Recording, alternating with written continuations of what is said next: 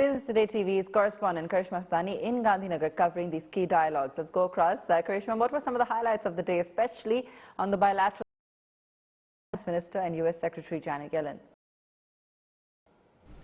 Well, it's been 2 days of intense discussions that are underway. In fact, day one where the finance ministers and the central bank governors of the member states are here and discussions are on various key topics. In fact, India's G20 presidency currently is pushing for debt restructuring of vulnerable countries, which is on the top of the agenda, and that is also because of the aftermath of COVID-19 pandemic. Besides this, governments across here have been discussing on the way out for cryptocurrency. It's a unanimous decision that they're likely to come with before the September state leaders meeting in New Delhi. Another yet key agenda on focus for them is the digital payments pathway that the government is also looking at, and with India's prioritizing on digital public infrastructure,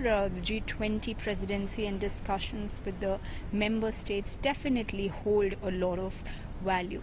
Well, what is going to be following tomorrow is discussions on the similar lines, but as you know, today early in the morning there was also a joint discussion between the Finance Minister of India, Nirmala Sitharaman, and US Secretary Janet Yellen, where they did share of the stronger bilateral relationships that both the countries share. In fact, they also stressed on India's proposal of further enhancing the multilateral development banks and of course to expand their purpose, which in fact the World Bank President also obliged. The creme de la creme of the financial world is here.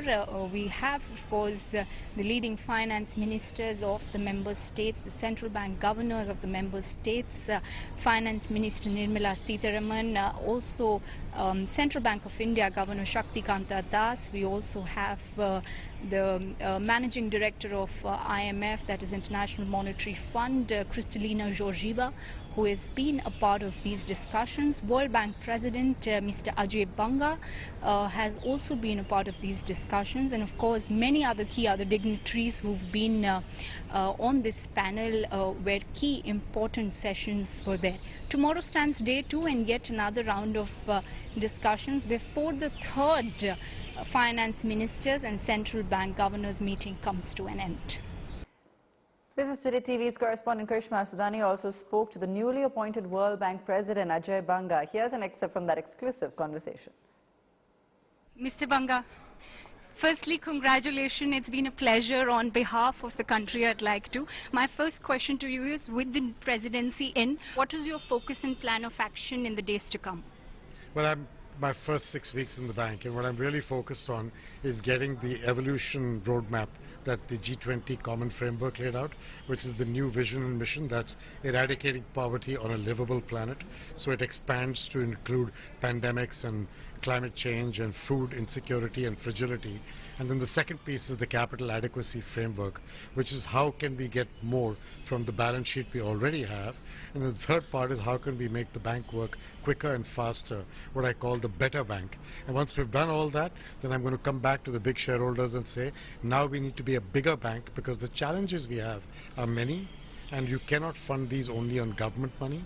You need to have the multilateral banks grow bigger, but you also need the private sector.